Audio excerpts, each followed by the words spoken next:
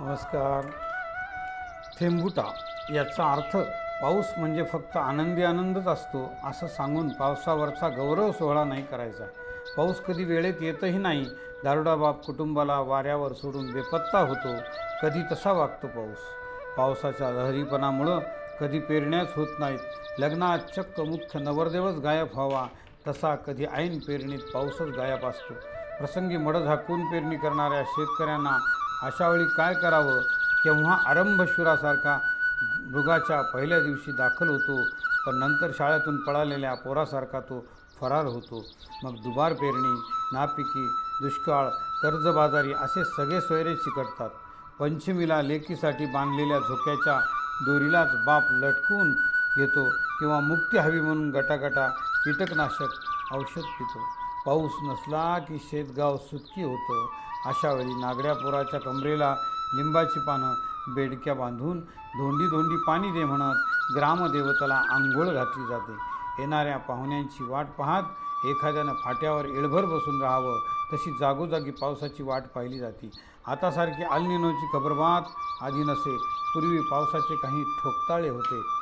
पक्ष्यांनी झाडाच्या फांदीत खाली घरटं बांधलं की पाऊसकाळ चांगला आहे. तेच घरटं झाडाच्या शेंड्यावर बांधलं तर पाऊसकाळ नक्कीच कमी आहे. पाऊस लवकर आलाच नाही तर पेरलेलं डोळ्यासमोर वाळून जातं. आषाढाचे दिवस गावगाव दिंड्या पंढरपूरकडे निघालेल्या पेरलेल्या बियातून हिरव्या पानाचे 2 टाळं घेऊन रोपं टकमका बघत राहायची. झुऱ्यावरून पाहिलं तर जनगणमन साठी रांगेत उभ्या रोपाचं कौतुक शेतकऱ्याच्या डोळ्यात दिसायचं. पण हरवलं आहेच. पॉम्पलेट 10 दिशात वाटूनही पाऊस यायचा नाही. शेवटी 2 पानावरची ही बाळं जागेवर माना टाकायची तेव्हा दिंडीतल्या ज्ञानबा तुकारामचा जयघोष टिपेला गेलेला असे.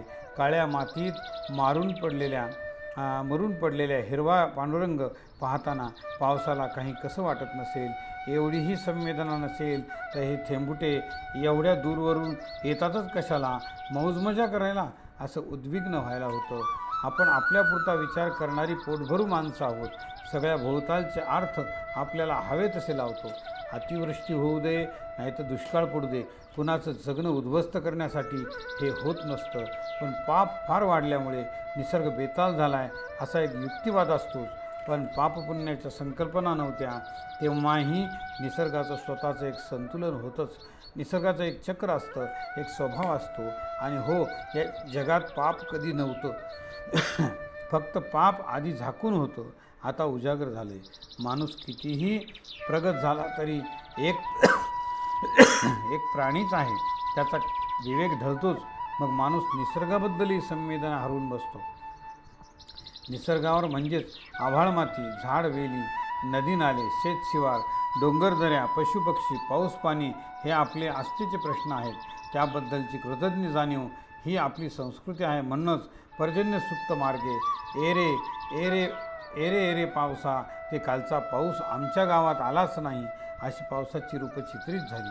दरवर्षी मामाच्या गावाला भासरांची फौज यावी तसे दुडूदुडू धावत थेंबुटे येतात. त्यामुळे आपलं जगणं गोकुळ होतं. लवकर उशिरा कमी जास्त पण येतोच. आपण रोज साधं कार्यालयातून घरी वेळेवर पोहोचू शकत नाही. पाऊस तर किती लांबून येतो. होय, आपल्यासाठीच येतो. झाला उशीर तर होऊ दे.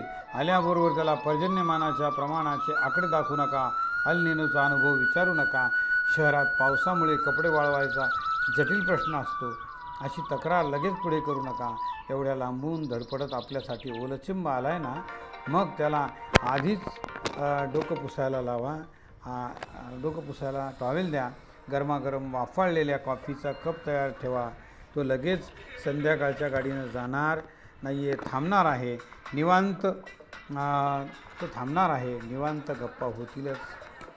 धन्यवाद. लेखन दासू वैद्य आणि वाचक स्वर अभिवाचन दिलीप चारठाणकर, परभणी.